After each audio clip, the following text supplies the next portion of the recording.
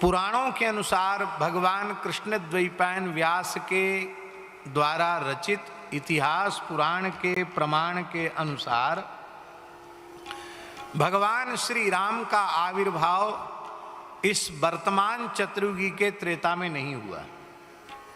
भगवान श्री राम का आविर्भाव 24वीं चतुर्युगी के त्रेता में हुआ है। इस समय 28वीं चतुर्युगी का कलयुग चल रहा है और 24वीं चतुर्युगी का जब त्रेता था तब भगवान श्री राम का अवतार हुआ। रामावतार के समय को लगभग 2 करोड़ वर्ष होने वाला है। पुराणों के गणित के अनुसार 1,85,00,000 और कुछ वर्ष हैं, तो ऐसा समझ लो लगभग 1.25 करोड़ से ऊपर वर्ष का समय रामावतार को हो गया। अब आप ध्यान से सुनना जो हम कहना चाह रहे हैं। 1,85,00,000 और कुछ हजार वर्ष हो चुका है, तो ऐसा समझें कि लगभग मोटा मोटी इतना याद रखें 1.25 करोड़ वर्ष पहले रामावतार हुआ था। आजकल लोगों को 10-11 लाख वर्ष में ही परेशानी हो रही है, लेकिन पुराणों को देखिए तो अनेक प्रमाण है कि 24वीं चतुर्युगी के त्रेता में रामावतार हुआ। उस समय जब भगवान श्री राम चित्रकूट में कामदगिरि पर्वत पर विराज रहे थे, एक दिन की बात है, भगवान श्री राम ने कुछ ग्वालों को, गोपालकों को, गाय चराने वालों को गायों के झुंड के साथ जाते हुए देखा। वो सब मोर पंख लगाए थे, पगड़ी बांधे थे, बांसुरी लिए थे, लकुट लिए थे। और आपने देखा होगा आज भी गांव की संस्कृति में चरवाहे बिना सिखाए किसी के बांसुरी बजाते, आज भी संस्कार ऐसा है। तो बांसुरी लेकर के घुंघची और वन्य पुष्पों का श्रृंगार ये सब धारण करके गायों को लेकर जा रहे थे। लक्ष्मण जी कंदमूल फल लेने के लिए गए हुए थे। श्री किशोरी जी के सहित रघुनाथ जी विराज रहे थे। अकस्मात उन ग्वाल वालों को गैया चराते, गायों के झुंड को ले जाते हुए देख करके भगवान श्री राम बहुत आनंदित हो गए। मंदस्मित तो सदा उनके मुखारविंद पर शोभायमान रहता ही है। आज वह आनंदातिरेक में अपने को रोक नहीं पाए और वे बहुत प्रसन्नतापूर्वक हंसने लगे। तो श्री किशोरी जी ने पूछा कि भगवान, मंदस्मित तो उस समय भी आपका था जब राज्याभिषेक के बाद वनवास की घोषणा होगी, उस समय आप मंद मंद मुस्कुरा रहे थे।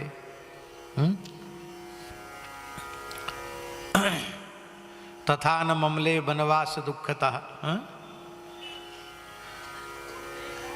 प्रसन्नताम यान गताभिषेकतस्तथा न ममले वनवास दुखतः मुखाम्बुज श्री रघुनंदनस्य में सदास्तु सा मंजुल मंगल प्रदान।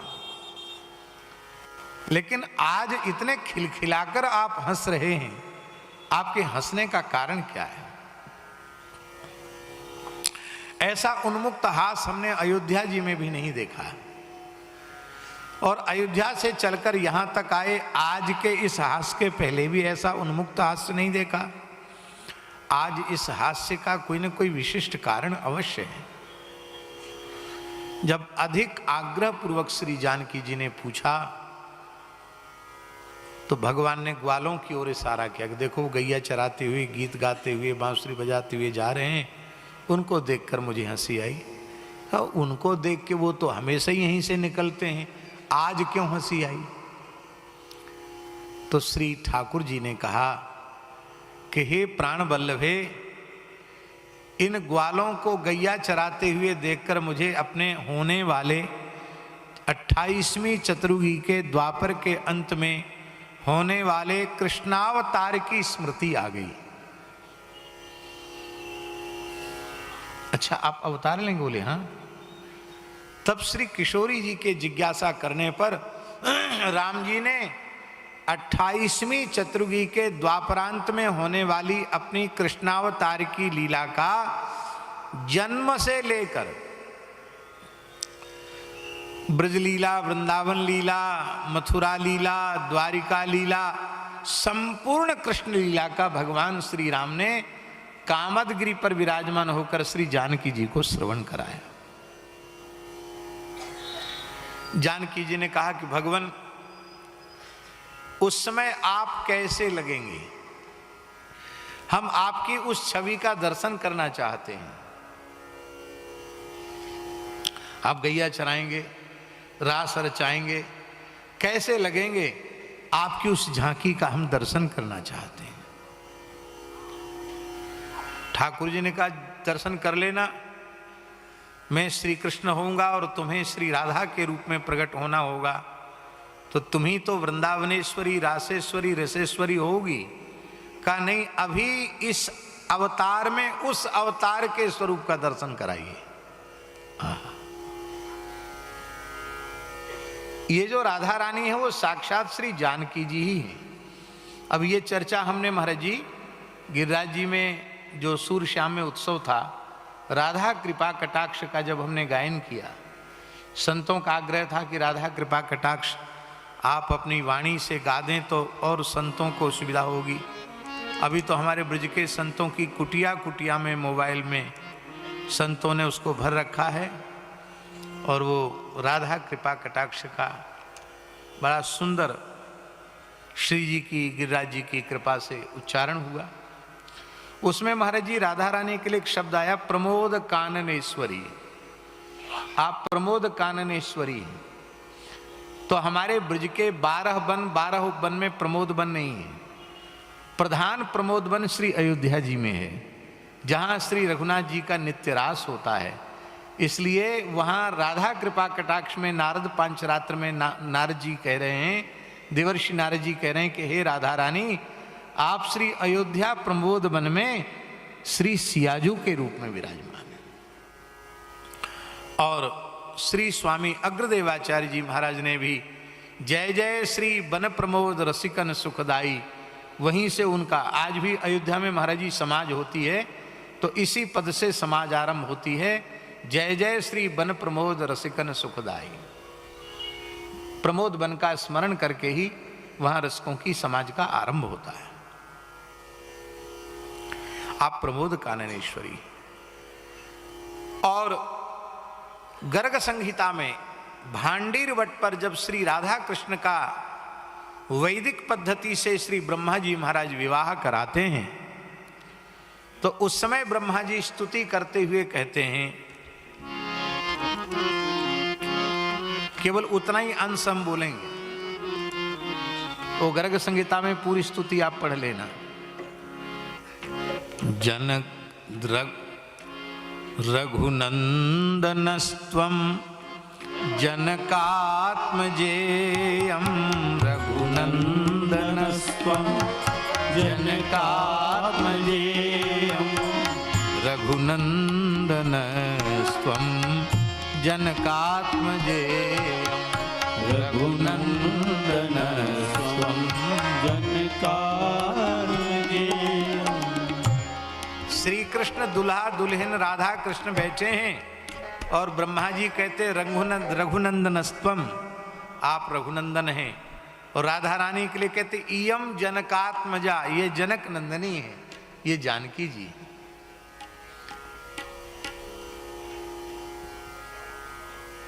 वस्तुतः सैद्धांतिक रूप से भगवान 10-20 हो नहीं सकते। भगवती भी 10-20 नहीं हो सकती। एक शक्तिमान है और एक ही शक्ति है। महाराज जी भगवान सर्वसमर्थ हैं, हम सब मानते हैं, किसी को कोई शंका संदेह नहीं, किसी को नहीं। लेकिन सर्वसमर्थ भगवान अपने जैसा दूसरा भगवान बनाने में समर्थ नहीं है। दूसरा भगवान नहीं बना सकते। सर्वसमर्थ हैं, कोई कमी नहीं उनके सर्व सामर्थ्य में, पर वो दूसरा परमात्मा नहीं बना सकते, क्योंकि वेद भगवान कहते हैं एक मेवाद्वितीयम, वह एक अद्वितीय है। इसलिए भगवत तत्व में भेद बुद्धि करने से मैं बार बार प्रार्थना करता हूं, रामकृष्ण नारायण में भेद करेंगे तो भगवत अपराध होगा, और रामकृष्ण नारायण के उपासकों में भेद करेंगे तो वैष्णवापराध होगा, आचार्यों में भेद करेंगे तो आचार्य अपराध होगा, और यही अपराध जीव को भगवान के चरणों तक नहीं पहुंचने देता है। इसलिए भगवत भागवत अपराध से बचते हुए अपनी गुरु प्रणाली से प्राप्त परंपरा से प्राप्त उपासना साधना को करते हुए जीव को पर निंदा पर चर्चा से बचते हुए अपने आराध्य का सभी स्वरूपों में दर्शन करते हुए और साधन करना चाहिए, यही मर्यादा है।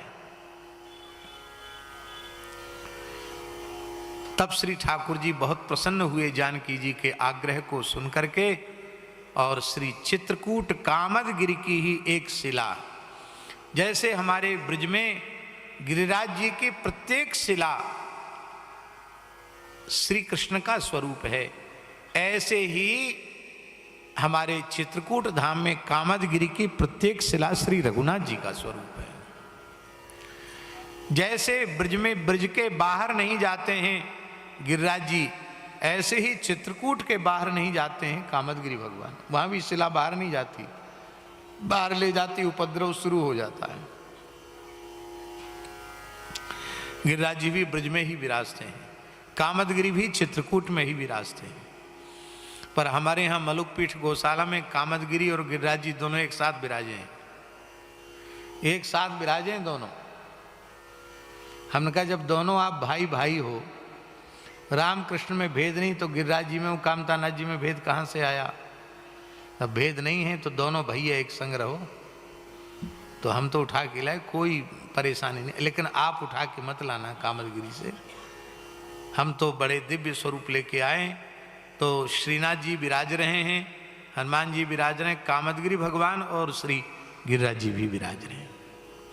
तो गिरिराज जी की शिला को, कामदगिरि की शिला को भगवान श्री राम ने अपनी अंक में लिया, गोद में लिया, और अपने तरकस से बाण निकाला और बाण की नोक से शिला में खोद करके श्री गोपीनाथ जी के स्वरूप को प्रकट किया।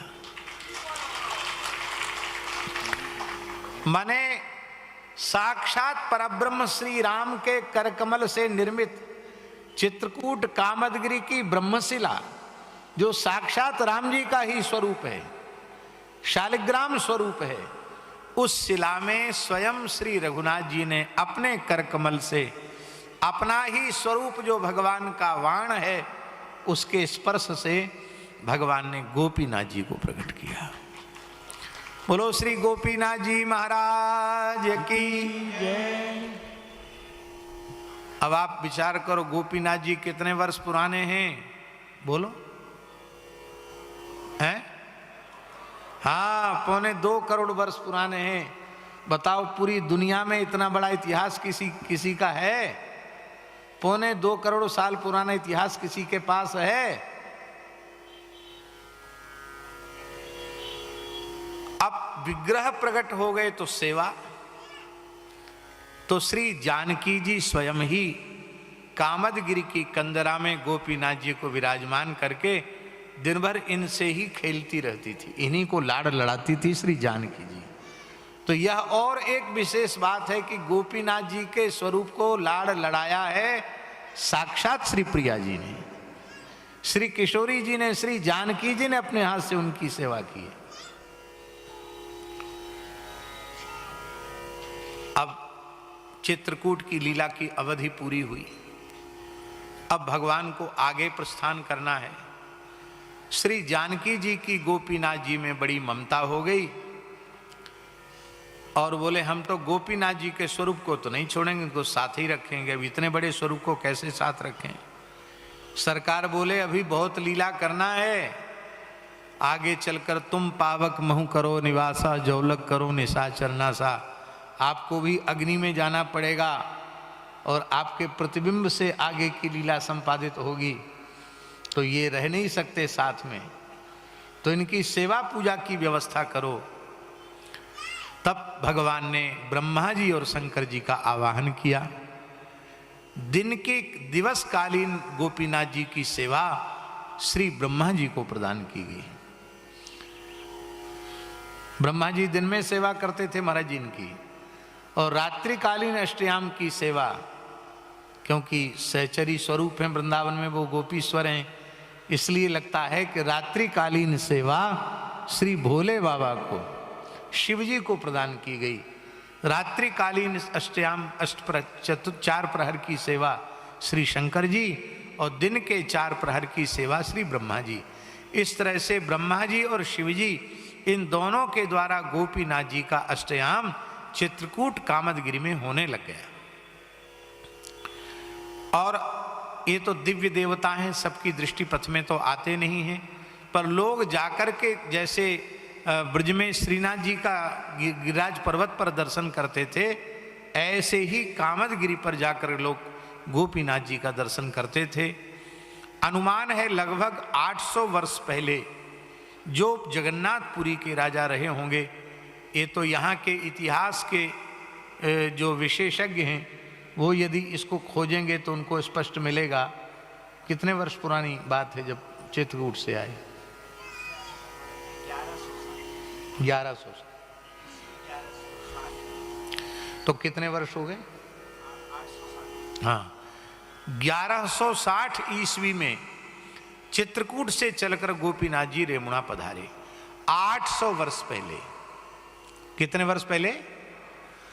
800 वर्ष पहले जगन्नाथपुरी के राजा महारानी के सहित, हाँ देख लो नाम भी आ गया, लांगुला नरसिंह देव उस समय राजा थे, उस समय के गजपति वही थे। लांगुला नरसिंह देव 800 वर्ष पहले श्री 865 वर्ष पहले 865 वर्ष पहले जगन्नाथपुरी के राजा गजपति महाराज लांगुला नरसिंह देव जी थे। वे अपनी महारानी के सहित तीर्थ यात्रा करते हुए अयोध्या, वाराणसी सब जगह होते हुए चित्रकूट धाम पधारे। और जब चित्रकूट कामदगिरि की परिक्रमा करते हुए आपने पर्वत पर चढ़ करके श्री गोपीनाथ जी का दर्शन किया तो बस भाव विह्वल हो गए। परम भागवत लांगुला नरसिंह देव, बस मन उनका आसक्त हो गया, और महारानी का मन और ज्यादा अधिक आसक्त हो गया। हमारे पूज्य गुरुदेव भक्तमाली जी महाराज कहते थे, कोई बात नहीं, ठीक।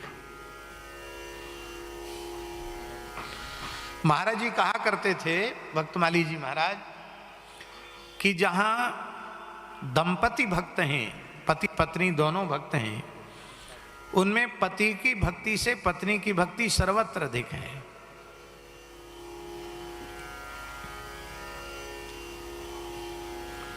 महाराज जी लोगों के घरों में देख लो, जहां दोनों ही वैष्णव हैं, दोनों ही भक्त हैं, आपके भी अनुभव में आता होगा, वहां माताओं की भक्ति ज्यादा होती है। उसका कारण है कि माताएं भक्ति स्वरूपा ही हैं। सामने प्रत्यक्ष देख लो, झाजी भक्त हैं, इसमें कोई संदेह नहीं है, लेकिन झाजी से उनकी जो गृहिणी है, हमको ऐसा लगता है कि भक्ति में वो झाजी से बहुत आगे हैं। बहुत ही भाव उनका गुरु जी के प्रति, संतों के प्रति ऐसा सुंदर भाव दुर्लभ है। इसे ब्रज में देख लो, ग्वाल वाल ठाकुर जी के संग ही खेलते खाते रहते हैं, लेकिन ग्वाल प्रेम की ध्वजा नहीं कहा, गोपी प्रेम की ध्वजा, गोपियों को प्रेम की ध्वजा कहा। तो दंपति भक्त में पत्नियां भक्त अधिक होती हैं, माताएं भक्ति मती होती हैं, क्योंकि उनका स्वरूप ही भक्ति का है, वो साक्षात भक्ति स्वरूपा ही हैं। तो उनमें भक्ति न होगी तो किसमें होगी? भक्ति के लिए भाव प्रधान अंतःकरण की आवश्यकता है, और भाव प्रधान अंतःकरण भगवान की ओर से माताओं को मिला हुआ है। इसीलिए किसी को नारी देह प्राप्त हो गया हो तो वो सौभाग्य मनावे कि भगवान की भक्ति के लिए इस देह से उत्तम कोई देह नहीं। यही कारण है कि उस रसरूपा प्रेम लक्षणा रागानुगा भक्ति की प्राप्ति की कामना से पुरुष भाव में जन्मे संत भी कोई गोपी बनना चाहते हैं, कोई सखी बनना चाहते हैं, कोई सहचरी बनना चाहते हैं, कोई मंजरी बनना चाहते हैं। सखी, सहचरी, मंजरी, गोपी क्यों बनना चाहते हैं?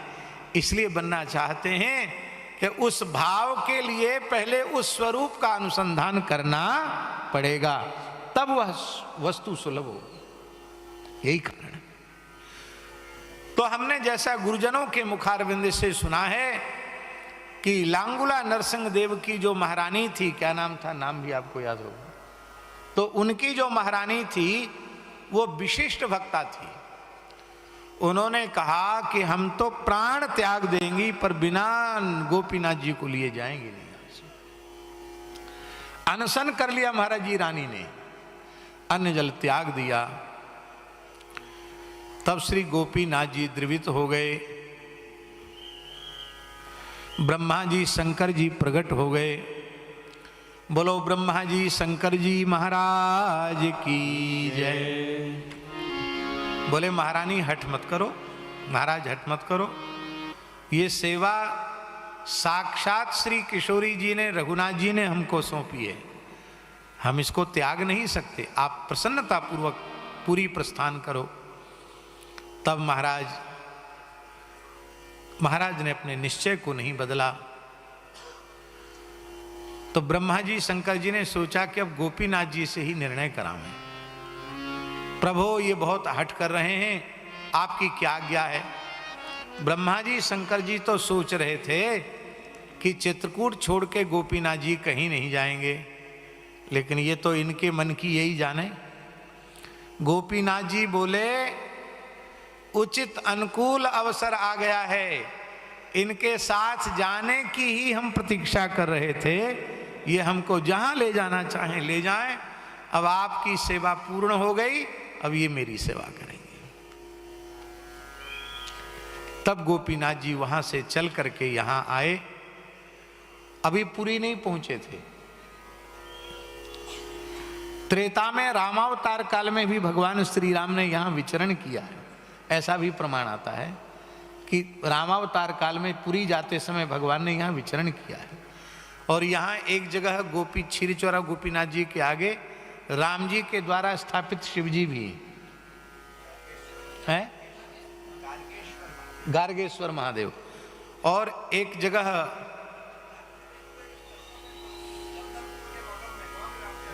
राम जी आए थे चंदनपुर के बगल में, हाँ आश्रम है। और वहाँ एक जगह श्री जानकी जी ने अपने केस धोए थे, वो भी एक जगह वहाँ रेमुणा के पास में बताते हैं। सप्तसरा नदी जहाँ जानकी जी ने स्नान किया। तो त्रेता में रामावतार में भी भगवान आए थे। वहाँ जैसे ही गोपीनाथ जी पहुँचे तो श्री गोपीनाथ जी ने वहाँ गायों को देखा, ग्वालों को देखा, तो बोले ये गुप्त वृंदावन है। क्या कहा? ये गुप्त वृंदावन है। महाराज जी हम लोग गुप्त वृंदावन में बैठे हैं, ये पूरा क्षेत्र गुप्त वृंदावन है। और गुप्त वृंदावन नहीं, अब तो हम कहेंगे ये प्रकट वृंदावन है। प्रकट वृंदावन क्यों है?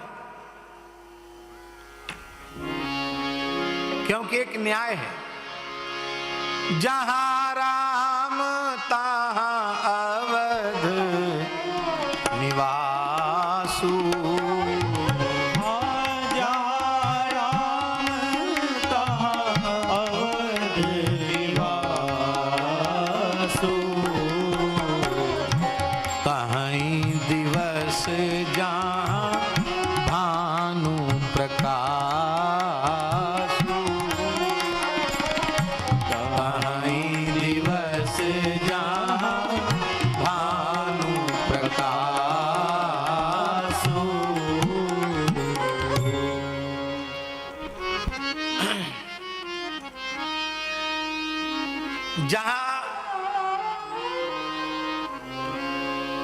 श्री राम है, जहां रामतः अवध निवास हो, जहां श्री राम है वहीं अयोध्या है। और जहां सूर्य हैं वहीं दिन है, तो जहां गोपीनाथ जी हैं वही वृंदावन है। इसलिए गुप्त वृंदावन तो तब तक था जब तक गोपीनाथ जी नहीं आए थे। गोपीनाथ जी आ गए तो गुप्त वृंदावन प्रगट वृंदावन हो गया। इसके लिए उड़ीसा का उत्कल प्रदेश का वृंदावन रेमुणा क्षीरचोरा गोपीनाथ जी है।